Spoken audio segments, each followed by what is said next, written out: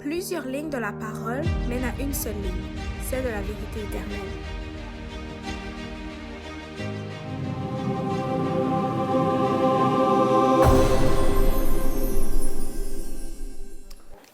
Donc, bonjour à tous et à chacun.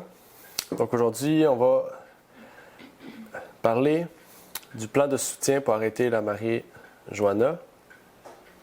Donc, c'est un peu pour faire suite aussi à ce qu'on a vu le 5 août, dans le moment de jeunesse. Si vous vous rappelez, à ce moment-là, on avait parlé des drogues et de l'effet sur le cerveau. Puis aujourd'hui, on fait suite avec la marijuana. Donc, on ne va pas parler de toutes les drogues, bien sûr. On va parler possiblement de la cigarette bientôt, puis de la marijuana tout de suite, puisque c'est un sujet qui a une importance, surtout avec la légalisation au Canada, donc depuis quelques années maintenant. On voit vraiment un besoin de pouvoir parler de cela aujourd'hui. Donc, aujourd'hui, nous allons parler non pas des effets sur le corps ou des effets de la drogue sur le corps ou des effets de la drogue par rapport à la Bible, etc. On va parler vraiment plus sur le plan de la santé, le plan sur l'aspect scientifique. Nous allons parler aussi du corps humain, bien sûr, de l'aspect de comment ça fonctionne pour que nous puissions comprendre aussi comment inverser le rôle et de pouvoir contrecarrer donc ce processus de détoxification et de pouvoir donc arrêter plus facilement et plus rapidement. C'est sûr, bien sûr, que ce n'est pas miraculeux. Il n'y a rien de miraculeux sur la terre, mis à part la miracle qui vient de Dieu. Mais Dieu nous a permis, par des remèdes naturels, de pouvoir pratiquement guérir et soigner tous les types de maladies qui existent. Donc, avant de commencer, j'aimerais pouvoir prier avec vous. Et par la suite, on pourra entamer donc, le sujet du jour. Donc, notre Père qui est aux cieux, j'aimerais te remercier, Seigneur, pour ce moment que tu nous permets d'avoir, de pouvoir partager ce sujet. Puisses-tu bénir ceux et celles qui seront présents et que tu puisses permettre, Seigneur, que ceux et celles qui sont présents et qui ont peut-être ces problèmes puissent donc comprendre ce qui sera dit, qu'ils puissent aussi prendre les décisions pour pouvoir arrêter, Seigneur, cette consommation et que tu puisses les aider dans leur cheminement de détox ou, Seigneur, d'arrêt et que tu puisses permettre que par ta grâce, ils puissent vaincre ces choses et qu'ils puissent en être un témoignage vivant, Seigneur, de ces victoires et de pouvoir peut-être le partager avec les autres, Seigneur, pour que ta gloire puisse être rendue. C'est ma prière pour ces choses. Au nom de ton Fils, Jésus-Christ. Amen. Donc, aujourd'hui, on va parler du plan de soutien pour arrêter la marijuana en 3 sections. Première section, on va parler de notre corps et la marijuana. Deuxième chose, on va parler des effets secondaires de l'arrêt et le soutien à l'arrêt. Donc, est-ce que c'est bon pour vous? OK, parfait.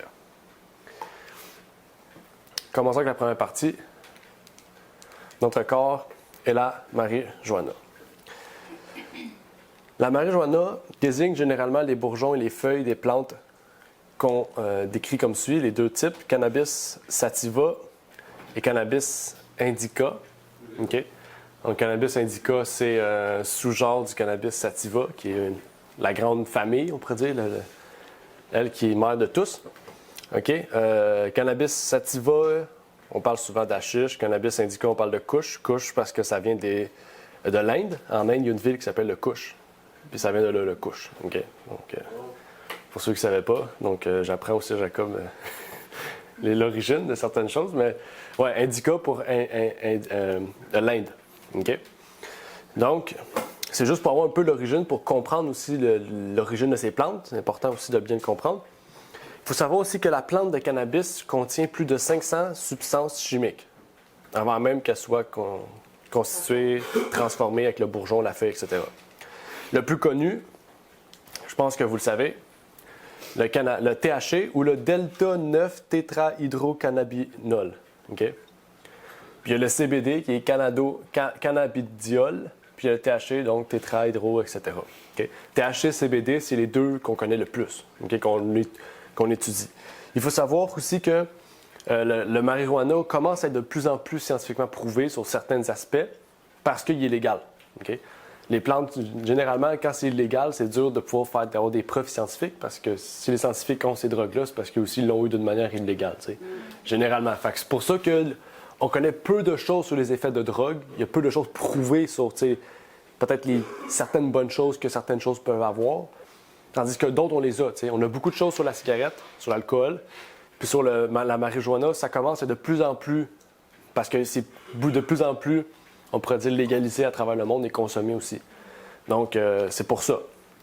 Donc, c'est pour ça que même si je ferais une présentation sur mettons, je sais pas, la cocaïne, ben il n'y aurait pas de preuves scientifiques beaucoup parce qu'il n'y a rien, c'est illégal. Donc, il n'y aurait pas beaucoup de preuves, malgré qu'en Colombie-Britannique, c'est légal maintenant. Bien sûr, au niveau médical, mais du moins, ça, c'est autre chose. Il faut savoir que, comme vous voyez à l'écran, le THC et le CBD sont deux des produits chimiques, ben, c'est ça, des capsules chimiques, qui se retrouvent dans la plante, okay? Des substances chimiques. Ces substances chimiques se frayent un chemin dans la circulation sanguine jusqu'au cerveau, puis vont dans le reste du corps. La substance chimique la plus puissante de la marijuana est le THC, qui est principalement responsable de l'état d'euphorie associé à cette drogue. Fumer aussi, parce qu'il faut savoir... Non, c'est plus tard. Parce que moi, je n'ai pas l'image, parce que c'est pour ça que je vais voir. Fumer est également le moyen le plus rapide de faire passer le THC et d'autres substances chimiques dans le sang. Okay? Parce qu'aujourd'hui, on peut manger, hein? On peut boire, il y a de l'huile, il y a plein de sortes de moyens qu'on peut ingérer du THC, mais la fumée, c'est elle qui se rend le plus rapidement en quelques secondes dans notre système. Les autres, ça peut prendre des heures ou des minutes. Okay?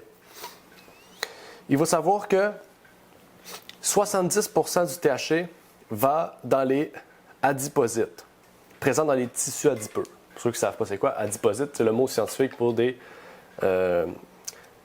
gras, en fait, des cellules grasses. Ouais, cellules grasses, c'est ça.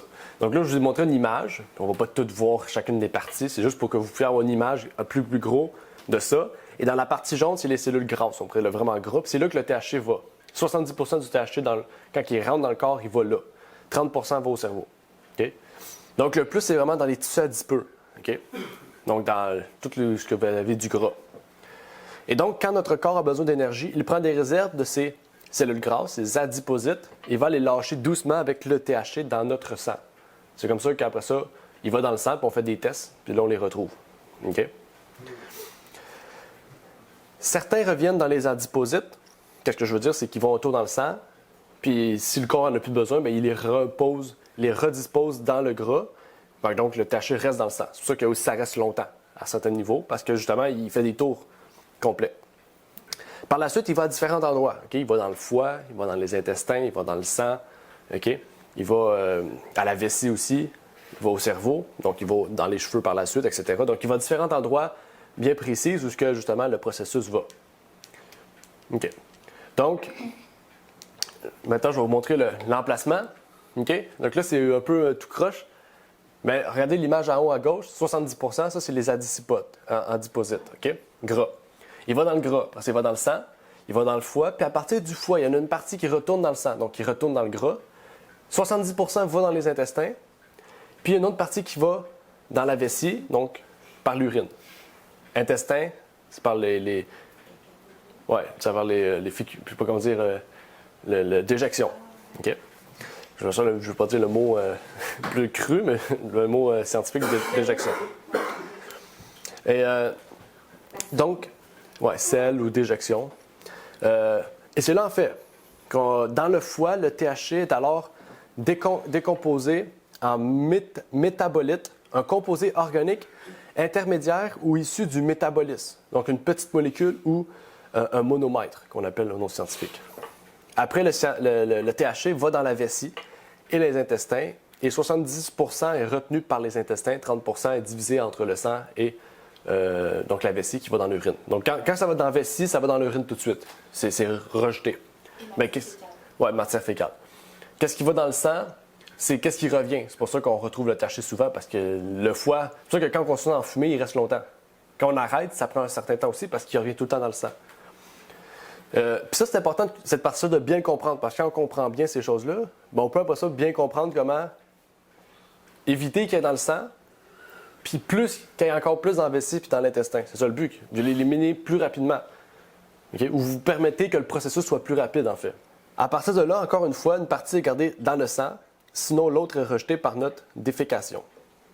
Pour ce qui s'agit de la vessie, elle est rejetée par l'urine. Bon, vous avez compris. Ce que nous comprenons par cela, c'est que pendant un certain temps, le corps garde le THC. CBD, ça compte pas parce que c'est pas une drogue. Dans le sens, c'est la bonne chose, fait que le corps le garde. Okay? THC, c'est à rejeter, c'est un produit chimique. Une partie est conservée dans le sang à 2 reprises ou les adipocytes.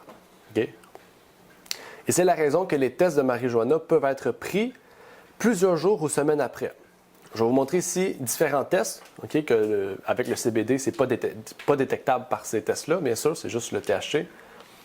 Je ne sais pas si vous voyez bien, bien, on voit, pour ceux qui sont fumeurs occasionnels, réguliers, intensifs ou quotidiens, on a le test salivaire, sanguin, urinaire, capillaire. On voit 6-8 heures, 2 à 8 heures, 3 à 5 jours, 90 jours capillaire, peu importe. Okay. Puis ceux qui sont intensifs quotidiens, urinaire, c'est 30 jours ou 60 jours pour les très gros consommateurs. Sanguin, c'est plus qu'un mois, jusqu'à 8 jours. Donc, je peux vous montrer en fait que, on prend un exemple, ça va au moins jusqu'à 3 mois. Pour vraiment être libéré totalement. Okay? Ça fait 40 jours. Ouais, 40 jours, c'est bon. C'est intensif quotidien.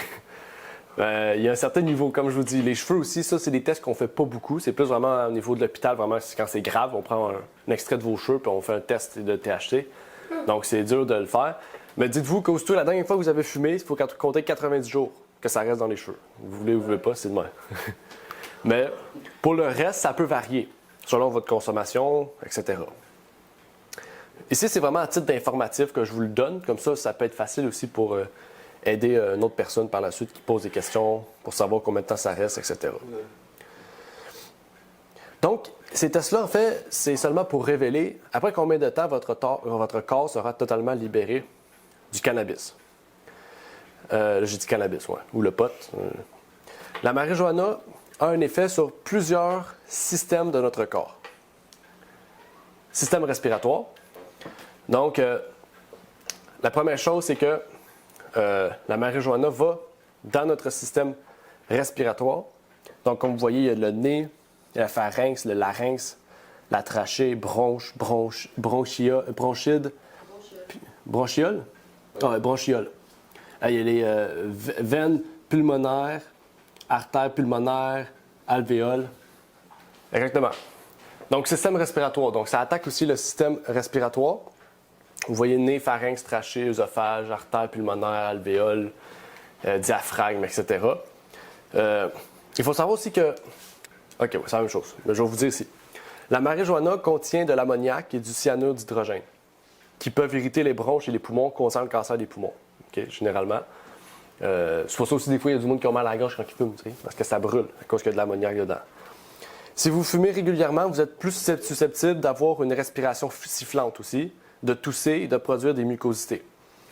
Il y a un risque également accru de bronchite, d'affection pulmonaire, parce qu'il n'y a plus de système immunitaire.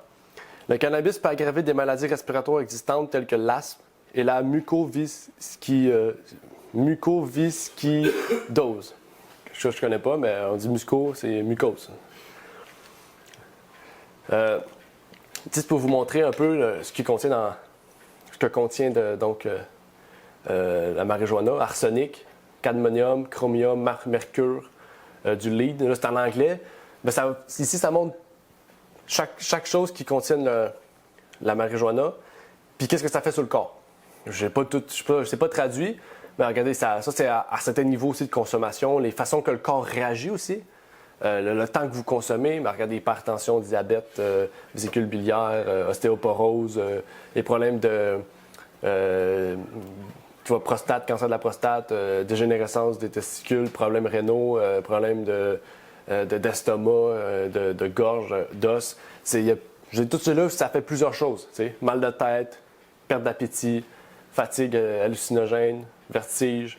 En tout cas, tout ce qui est là, vous pourrez vérifier, mais c'est tout prouvé. Et ça, c'est tout relié au système respiratoire. Encore une fois. Il y a le système circulatoire, donc le système sanguin. Ça, c'est tout notre corps qui est touché par ça, comme vous voyez à l'écran, que ce soit le cerveau jusqu'au bout de l'orteil. C'est le système circulatoire. Le THC augmente le risque cardiaque en quelques minutes. En quelques minutes, le cœur pompe plus vite, des fois triple. Ça monte à triple, donc quelqu'un qui fait de l'hypertension déjà puis qui fume, ben, il risque de mourir. Donc, ça peut créer des problèmes d'hypertension, ou si vous n'avez pas, ça peut en provoquer. Et c'est pour ça qu'on dit souvent les yeux rouges. Hein? Les yeux sont rouges parce que le cannabis provoque une dilatation des vaisseaux sanguins et les remplit d'une plus grande quantité de sang à cause de la pression qui est augmentée. Donc, c'est pour ça que quand quelqu'un a les yeux rouges puis vient de fumer, les vaisseaux sont dilatés, ils donnent plus de sang. OK? Donc, c'est ce que ça cause au système circulatoire. Les yeux rouges, c'est en lien avec le système circulatoire qui vont jusqu'aux yeux. Il y a le système nerveux central, OK? Cerveau, moelle épinière, moelle osseuse, OK? Moelle spinière aussi, spinale, qui va jusqu'à peu près une partie du dos, jusqu'ici à peu près, moelle spinière. Puis, c'est là, en fait, à partir de ce système nerveux central, qu'il y a un effet de bien-être causé par la dopamine. Okay? Dopamine, c'est le sucre. Tout ça, c'est de la dopamine. La dopamine, on l'appelle la glande du bonheur. C'est là que tu es joyeux. Dans le cerveau, à peu près ici en arrière. Dans l'hippocampe, qui est une partie du cerveau aussi, le THC modifie la façon dont vous traitez les informations de sorte que votre jugement peut être altéré. L'hippocampe est responsable de la mémoire. Il peut donc être difficile de former de nouveaux souvenirs lorsque vous êtes sous l'emprise du THC. Okay? Donc, par exemple, quelqu'un consomme du THC, il ne faut pas lui dire des choses importantes, parce qu'il va l'oublier, il ne va pas garder en mémoire. C'est ça que ça veut dire. Il faut lui dire avant ou après. Des changements se produisent également dans le cervelet et les ganglions de la base. Ces zones du cerveau jouent un rôle dans les mouvements et l'équilibre. Le cannabis peut altérer l'équilibre, la coordination et les réflexes. Tous ces changements signifient qu'il n'est pas prudent de conduire. C'est de là que ça cause un problème. De très fortes doses de cannabis ou de concentration élevée de THC peuvent produire des hallucinations ou des délires. Selon le NIDA c'est une entité scientifique, il peut y avoir un lien entre la consommation de cannabis et certains troubles mentaux comme la dépression et l'anxiété. Il augmente donc le risque de maladie mentale. Et lorsque vous redescendez de l'état d'euphorie, donc après les effets qu'on dit de plaisant, vous pouvez vous sentir fatigué ou un peu déprimé. Donc, c'est pour ça, souvent, quand quelqu'un dit « moi, je fume pour aller dormir », c'est ça que ça fait. Tu fumes, après l'état d'euphorie, tu tombes fatigué. OK? Ben après ça, quand tu te lèves le matin, tu n'es plus capable de te lever. Ça, c'est l'effet du cannabis, c'est ça que ça fait. C'est pour ça que tu es brûlé puis tu es dead après. On dit souvent tu es mort. C'est l'effet du cannabis. Chez certaines personnes, le cannabis peut provoquer de l'anxiété.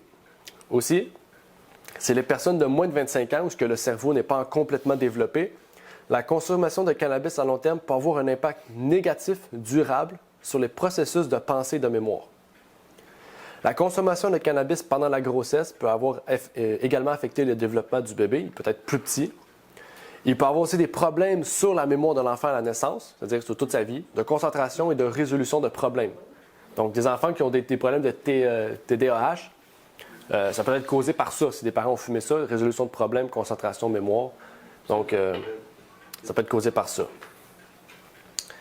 Il y a le système digestif, okay, qui part encore une fois de la bouche, palais, luette, langue, dents, glande salivaire, ça va jusqu'en bas, jusqu'à les intestins, pancréas, okay, vésicule biliaire, foie. Fumer du cannabis peut provoquer des picotements ou des brûlures dans la bouche et la gorge lors de l'inhalation. L'augmentation de l'appétit est fréquente lors de prise de toute forme de THC, entraînant ce que de nombreuses personnes appellent les fringales. Okay? C'est le mot français que j'avais, fringale, parce que souvent on dit craving, je crave, mais fringale, c'est le mot plus... ouais, c'est facile. Qu'est-ce qu'il dit? Des munchies. Des munchies. Il y a le système immunitaire. Je n'ai pas trouvé d'image, donc je vais montrer une cellule qui nous protège, notre système immunitaire. Des études menées sur des animaux ont montré que le THC peut avoir un effet négatif sur le système immunitaire, en fait, non pas en le diminuant, mais en le supprimant. Donc, il n'y a plus rien. En théorie, cela pourrait vous rendre plus vulnérable aux maladies infectieuses. Donc, ça, c'était la première partie du jour. Pour terminer sur ça, la fumée secondaire de la marijuana est présente. Elle a des effets aussi, des répercussions. Ça, c'est le sujet qui est le plus à l'étude en ce moment dans la marijuana. Ils ne savent pas si les mêmes effets que la cigarette provoquent, parce qu'il y a la fumée secondaire, mais la fumée tertiaire aussi. Okay? Sur la marijuana, ils ne savent pas encore quels sont les effets, à quel niveau, mais il y a certaines preuves qui montrent que l'effet secondaire, la fumée secondaire peut rendre high aussi à un certain niveau.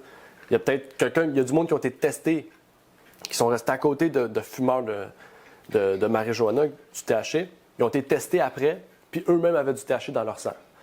Ils n'étaient pas au même niveau que eux, mais il y avait peut-être 0,7 mais c'est pas montré que ça a un effet.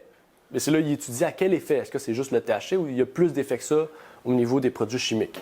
Ça, je ne peux pas vous en parler parce que les preuves ne sont pas encore faites. C'est les études qui sont faites en ce moment à ce sujet. Deuxième partie. Les effets secondaires de l'arrêt.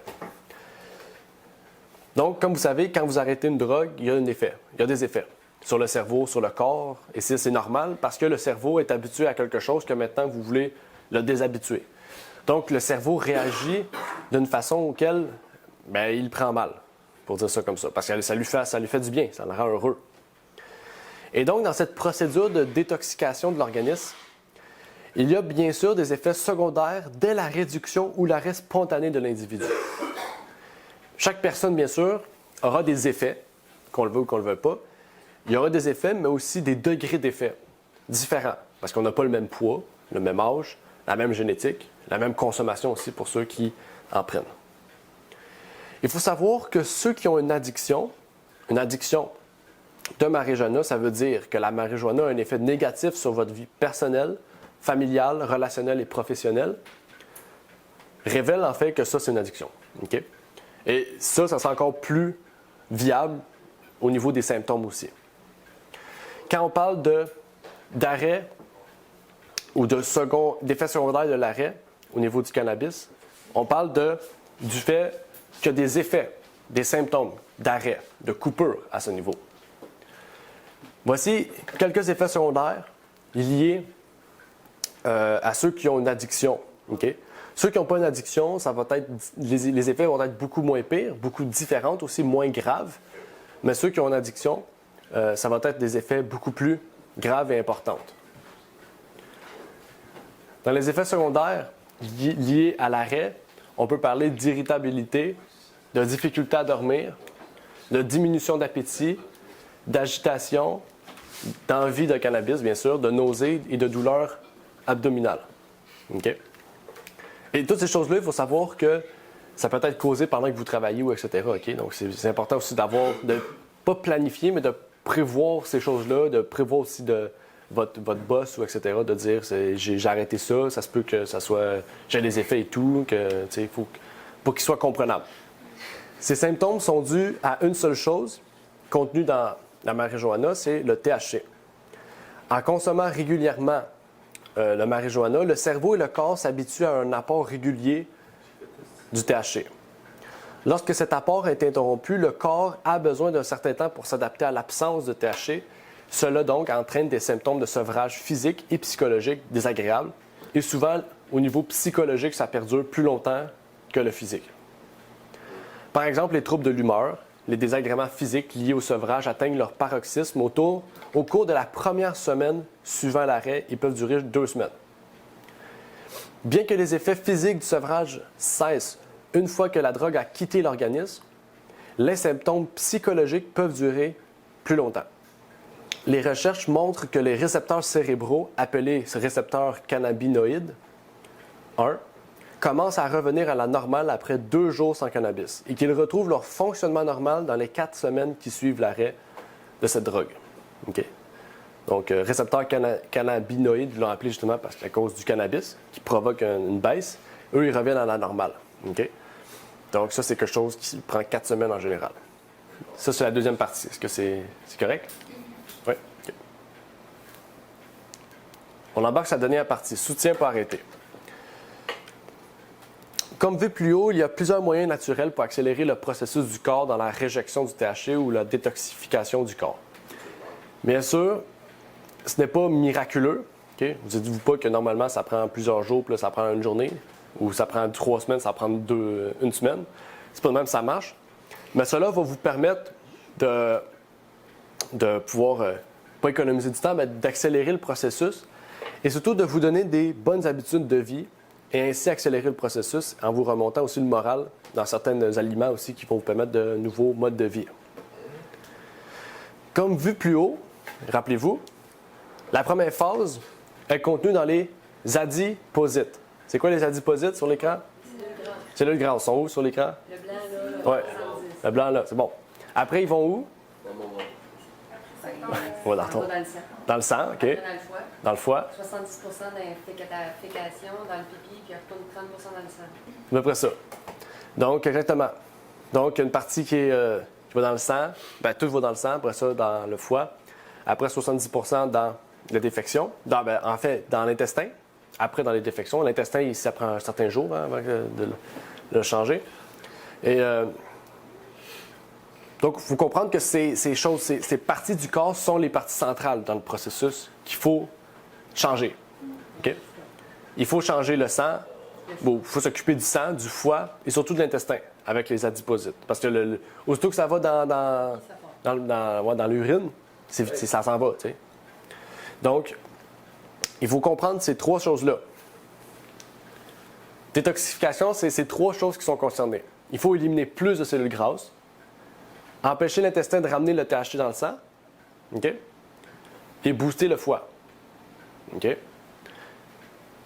Donc, ces trois choses-là, c'est les trois choses qu'il faut faire. Quand on améliore ces trois choses-là, on peut permettre le processus d'accélérer, puis ça nous donne des meilleures habitudes de vie qu'on peut garder par la suite. OK? Donc, comme vous comprenez, on parle d'adiposite, on a des cellules grasses. Qu'est-ce qu'on fait pour brûler des cellules grasses? On bouge. On bouge, c'est ça. Donc, premièrement, faire de l'exercice et avoir une bonne alimentation, donc des fois ça peut être perdre du poids, permet de brûler plus de cellules grasses. Donc, si vous arrêtez complètement puis que vous brûlez des cellules grasses, bien, les cellules grasses vont plus vite dans le foie, dans le sang puis dans le foie. Donc, vous brûlez plus rapidement le THC. Juste ça, exercice, alimentation, ça pourrait être d'autres sujets. Pour le moment, prenons juste une image. OK? Je vous présente ici le nouveau guide alimentaire canadien de 2019. Pourquoi lui? Parce que c'est vraiment le mieux. Sur n'importe où dans le monde, c'est le mieux. OK? Ils l'ont refait, si vous vous rappelez, c'est le nouveau. Ils l'ont tout refait en 2019. Ça n'a pas été apprécié beaucoup parce qu'on n'a plus les produits laitiers. Parce que maintenant, on a juste l'eau. Hein? La boisson adéquate, l'eau. Consommer des aliments protéinés, c'est 30 50 c'est des fruits et des légumes. Puis 30 c'est des grains entiers.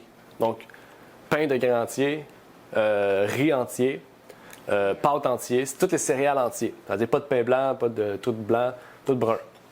Puis c'est vraiment le meilleur parce que c'est idéalement, qu'est-ce qui est là, c'est vraiment le plat de Dieu hein, qui était au départ. OK? Bien sûr, dans les protéines, il y a les œufs, le poisson, puis le poulet. OK? La viande aussi. Exactement.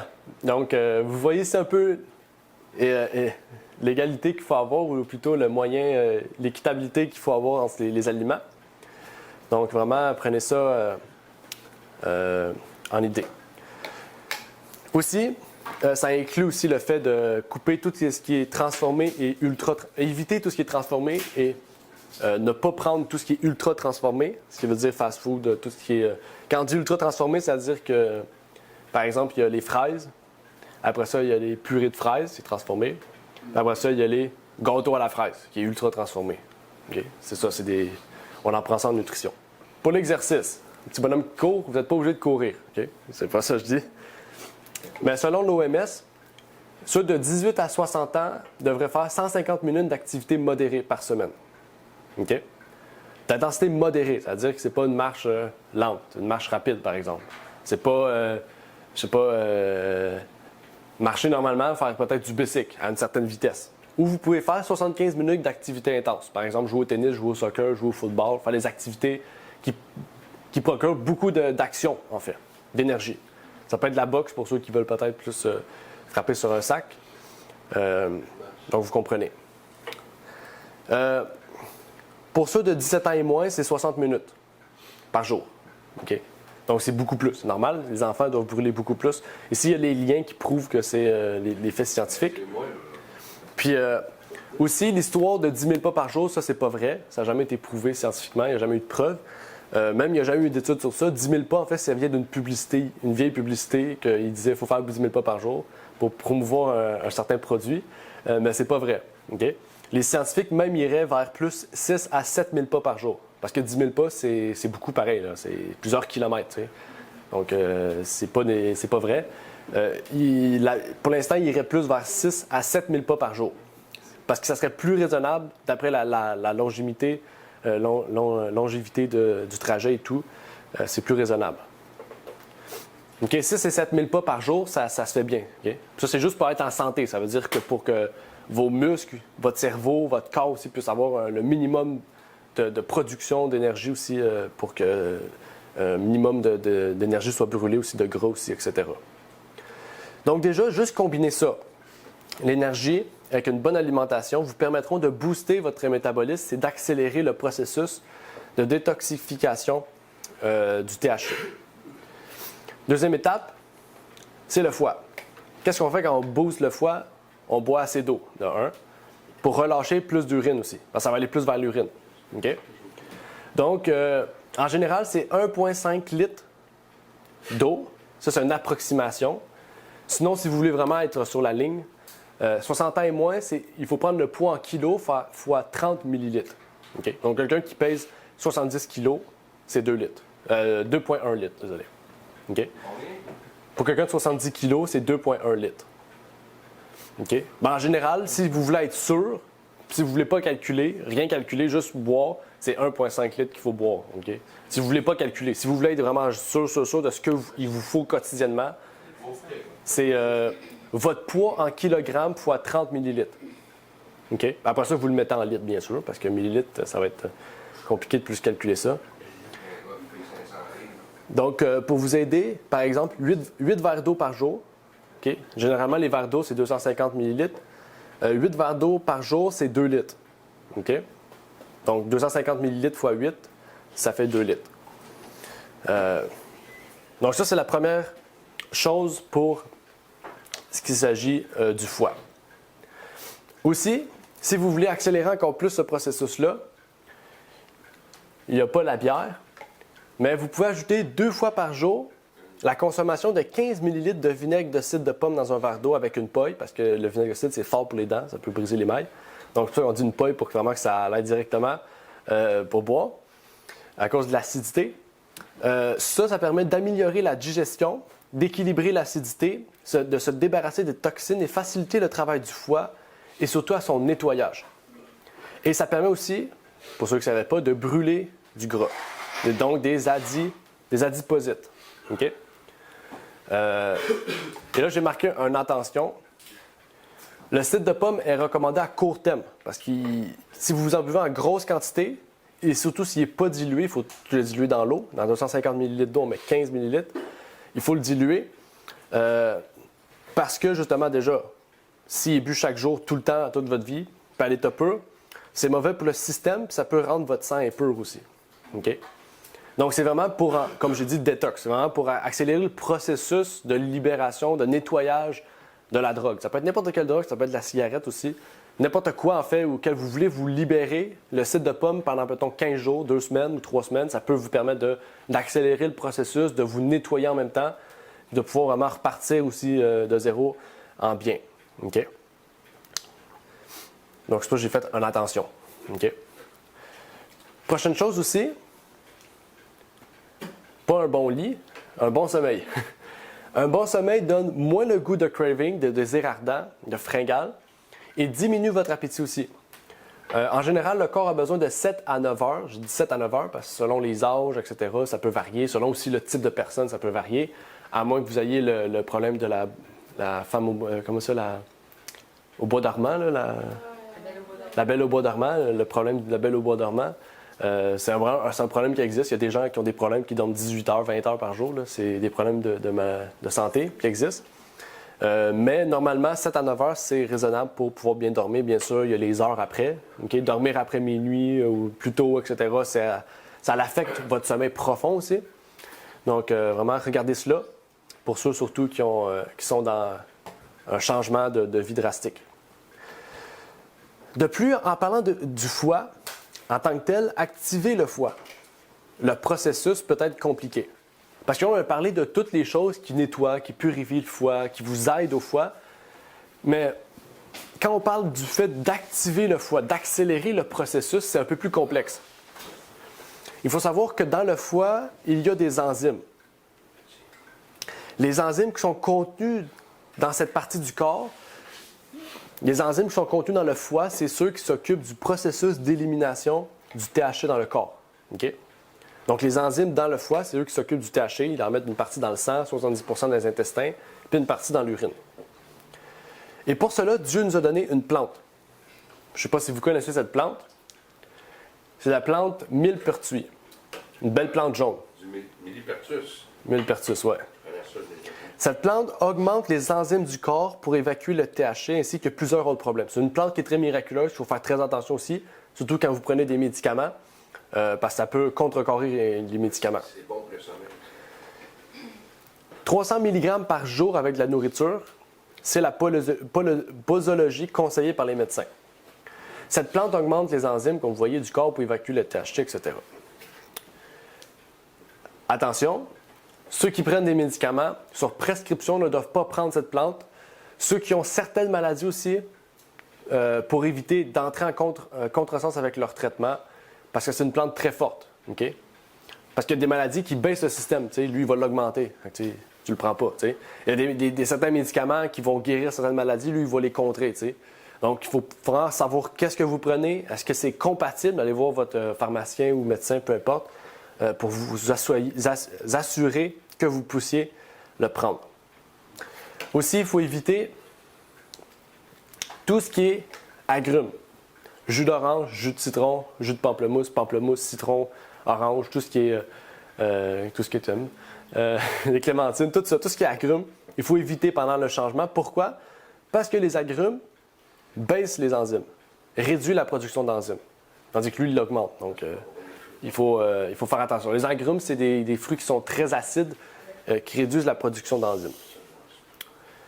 Aussi, on se rappelle tantôt, 70% du THC va dans l'intestin. OK? 70% du THC va dans l'intestin et c'est par cela que le THC retourne dans le sang, l'intestin, si vous vous rappelez. Donc, il faut absolument soutenir l'intestin pour qu'il les relâche dans les selles plutôt que dans le sang. Il faut que le processus soit inversé. Pour cela, il y a aussi quelque chose que vous connaissez bien, peut-être, le charbon activé. Le charbon activé peut être utilisé pour absorber le THC dans l'intestin et le rejeter dans les selles, plutôt que dans le sang. Donc, prendre 1 gramme 2 fois par jour, 3 heures avant ou après les repas, est conseillé pour pouvoir accélérer cela. Puis, vous pouvez le faire à la maison aussi, ça se fait bien. Faites brûler n'importe quoi, une coquille de noix de coco, du bois, vous l'écrasez, puis après ça, il faut l'activer, par exemple. Il faut du citron, le faire mettre dans l'eau ou un autre truc de sodium. Ouais, c'est pas bon. Mais là, c'est pas pareil, tu ne prends pas le citron dans ta bouche, c'est pour un processus. Mais vous pouvez le faire à la maison, c'est très simple de le faire. Il faut juste le procédé citron ou une autre chose pour l'activer. Les questions, c'est après. Non, mais pour pas couper tout ça. OK. Donc, un dernier conseil aussi, le plus grand des conseils que je peux vous donner aujourd'hui, puisqu'on n'a pas lu de verset biblique ni rien, c'est la confiance en Dieu, la prière, et surtout un bon entourage. Parce que quand on a un bon entourage, ça nous permet aussi de nous encourager dans ce processus, puis d'avancer, puis de rester ferme. OK? Donc, pour certains, ça sera difficile. Il faut savoir qu'on a des réactions, des effets secondaires face à ça, à cet arrêt. Et donc, bien s'entourer, être entouré de personnes aussi qui aiment Dieu, qui aiment la prière, qui ont confiance en Dieu, nous permettra aussi de passer au travers de ces choses-là. Donc, la meilleure chose que je peux vous dire, c'est de vous rapprocher d'une église, de l'Église plutôt, de pouvoir aussi entrer en contact avec eux, de pouvoir, pour qu'ils puissent vous aider et aussi qu'ils puissent peut-être former des groupes pour soutenir ceux qui passent au travers de ces moments de soutien, d'arrêt pour la marijuana. Donc, c'est la fin pour moi pour aujourd'hui. Non. Donc, questions et réponses. Non. Donc, je sais sur Zoom, je ne sais pas. OK. Est-ce qu'il y a des questions sur Zoom ou est-ce qu'il y a des questions dans la salle? Oui, M. Dupois. Le charbon activé, c'est bon. Mais si tu prends la médication, ça, faut faire attention. Ça annule la médication. Oui, oui. Parce que Oui, ça, là, non, on a parlé des agrumes. Non, c'est très fort aussi. Ce charbon activé, là, ça assimile tout ce que tu as de mauvais dans le corps. Ça veut dire, ça inclut les médicaments. Mais on parle pas du chardon-marie. Tu parles pas du chardon-marie, du chardon activé. OK. Parce que chardon-marie fait la même chose. Le Ça fait pas la même chose. il protège le foie. Ouais, il est fort aussi, ouais. Il protège le foie. Le charbon activé, il va absorber tout ce qui est, Ouais, ouais. Quand tu tout ce qui est pas bon. t'empoisonnes, c'est ça que tu prends. Oui, oui, c'est très fort du charbon activé, oui. Oui, oui. C'est bon pour le sang, ça purifie le sang, ça purifie tout. C'est un nettoyeur, là, c'est très bon. Mais effectivement, j'aurais dû l'indiquer que aussi au niveau des médicaments, il faut faire attention. Le charbon activé fait un peu comme la même chose des agrumes. Peut-être pas au même niveau parce que le charbon activé, c'est plus fort que des agrumes. Là. Mais oui, c'est vrai. Il y a l'argile verte aussi que j'ai su. Ben ça, c'est une autre affaire. Je ne sais pas si c'est bon pour la marijuana, mais je sais que l'argile verte, tu prends ça le matin à jeun, là, puis ça nettoie le foie des métaux lourds. Je ne sais pas si c'est. Ouais, il faudrait voir. Si ça l'aiderait avec Au les niveau- métaux lourds, si ton foie il aimait les métaux lourds, si ça irait mieux pour nettoyer aussi pour la marijuana. Au niveau de l'argile verte, OK. Ouais, il faudrait regarder peut-être. J'avais entendu parler de ça aussi. C'était l'argile rouge, l'argile verte. Mais effectivement, il faudrait regarder. Je ne sais pas s'il y avait d'autres questions sur YouTube aussi. Moi, c'était juste pour savoir. Oui, Renard. Et j'aimerais savoir s'il y a une différence entre cannabis, marijuana et puis crack, pot. J'ai entendu plusieurs noms. Est-ce que ce sont les mêmes choses? Non, marijuana, cannabis, c'est la même chose. C'est juste l'épellation selon le pays aussi. Le pot aussi. Donc, pot, cannabis, marijuana, c'est toute la même chose. C'est juste, même hashish, tout ça, c'est juste la forme qui va changer, mais ça reste la concentration aussi, puis qu'est-ce qui est mis dedans, des fois. Mais c'est toute la même. Ça vient de la même chose. Ça vient de la famille de la marijuana, du cannabis. Du sativa, comme on l'a vu tout à l'heure, là, le sativa ou indica. Mais le crack, ça, c'est pas du tout le crack, c'est extrêmement fort. Ça rentre plus dans la famille de la cocaïne, dans un niveau cristalline. Là. Donc, c'est comme de la cocaïne hyper concentrée. C'est très dangereux, ça. C'est des drogues très fortes, ça, ouais. OK. Mais c'est lequel qui est consommé au Québec, qui est légal au Québec? Pas la marijuana. La marijuana. Marijuana. Cannabis, Ouais. c'est juste le nom. Cannabis, etc. C'est toute la même chose. OK. Oui, ça, c'est légal même au Canada. Aussi. OK. Ouais. Ben, légal au gouvernement, mais pas légal aux yeux de Dieu. Non, non, non, ça c'est sûr. Légal aux yeux du gouvernement, pas aux yeux de Dieu. Même aux États-Unis, ça commence à être réglementé pour un niveau médical. C'est plus strict. Hein. Donc, ouais. Ouais, moi, je voulais juste Et savoir. je n'ai jamais essayé, mais ces feuilles-là que vous montrez, Ah. ces plantes-là, Ah oui. c'est ces plantes-là dont vous parlez.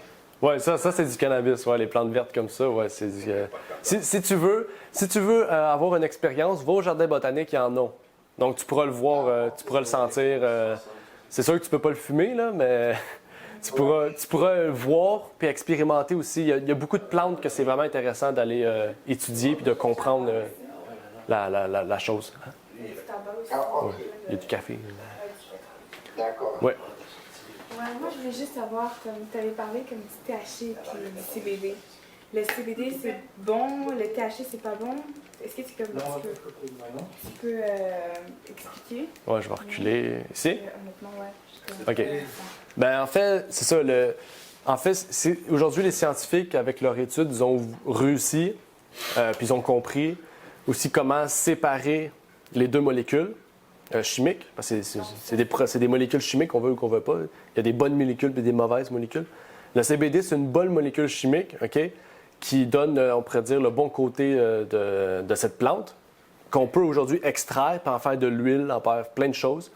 Puis, oui, ça se fume aussi, c'est vrai. Puis, on peut aussi, aujourd'hui, par ça, sans avoir les effets psychoactifs du pot, avoir le bon côté. OK? Attends, juste pour savoir, quand tu dis bon côté, ça veut dire comme qu'il n'y aura pas d'effets secondaires? Non, il n'y a pas d'effets psychoactifs. C'est les bons effets que le pot apporte sans les effets psychoactifs. Oui, c'est ça sur le corps, c'est ça. Psychoactif, c'est le cerveau, fait que c'est ça. C'est juste les mots scientifiques, mais c'est la Le même chose. CBD, c'est pas chimique. hein. Non, c'est une molécule chimique, gars. Il y a un procédé chimique. C'est une molécule Oui, mais chimique. C'est médicinal. Ben, l'eau, c'est une molécule chimique. OK. L'H2O, c'est une molécule chimique, c'est pas mauvais. Chimique veut pas dire. Non. Chimique, c'est quelque chose de microscopique qu'on peut pas toucher en tant que tel. Ouais. C'est comme le tableau périodique. C'est à peu près ça. Le CBD, c'est ce qui amène au niveau médicinal, ça calme. Oui, c'est très bon. C'est bien bon pour la santé. Oui, c'est bon. Le THC, c'est qu'est-ce qui détruit ta tête. Psychoactif, c'est ça. Qui rentre dans ton corps, puis tu n'es pas capable d'en déroger. Ouais. Ouais. Donc, pour ceux, par exemple, qui voudraient du CBD, aujourd'hui, ils en vendent légalement partout, même sur Amazon, vous pouvez en trouver de l'huile de CBD. Puis c'est bon, sans avoir les effets néfastes qu'on vient de tout voir aujourd'hui. Là. C'est l'effet d'addiction, de drogue psychoactive. C'est très bon. Même pour certaines personnes, ça peut être recommandé. Là, douleur musculaire, difficulté, insomnie, difficulté à dormir, c'est très bon. Là. Autre question. Quand. Tu veux que je montre une image? Adiposite. C'est quoi ça? C'est une cellule. Cellule grasse. Hein? Cellule grasse. Là, c'est C'est le grasse. Ouais. Adiposite. Ben go, vas-y, c'est quoi ta question? Ben moi, ma question, c'est que on peut-tu trouver la même quantité de pourcentage au niveau concentration de CBD que THC? Ben aujourd'hui, scientifiquement, oui. OK. Fait que THC, tu en as à du 28 Ouais, même, ouais. c'est même 30, même dans la rue, il y en a 50. C'est très. Ça, c'est dangereux. Là. Ouais. J'ai jamais vu ça, le CBD à Mais tu peux Non, c'est trouver vrai. du CBD à du 28 de concentration? Ben, Je ne l'ai pas trouvé, moi. peut-être, je sais pas. Ben, je sais que scientifiquement, tu peux tout faire. Il pourrait faire ça à 100%, mais peut-être que ça serait pas bon. Peut-être que tu tomberais en pleine face. Là. Puis mais tu dormirais, tu Tu peux sais. le faire à 10-15 au moins. Peut-être, ouais. Vraiment de relaxation. Bon, on va terminer par la prière d'abord. S'il n'y a pas de questions, ça veut dire que ça a été clair pour la présentation. Donc, on va prier. Notre Père est aux cieux, merci Seigneur pour ce moment que tu nous as permis d'avoir, de pouvoir partager ce sujet. Que tu puisses permettre à ceux, Seigneur, qui ont été présents de pouvoir prendre en considération ces choses et que, Seigneur, tu puisses leur permettre de vraiment arrêter ces consommations, Seigneur, qui peuvent, comme on a vu, vraiment changer une personne au complet, Seigneur, ainsi que tout ce qui l'entoure, Seigneur. Donc, que tu puisses donner force, courage, ainsi, Seigneur, que les solutions au niveau naturel, de pouvoir s'aider, Seigneur, dans cette détoxification ou ce changement, Seigneur, pour arrêter. C'est ma prière pour ces choses, au nom de ton Fils Jésus-Christ. Amen.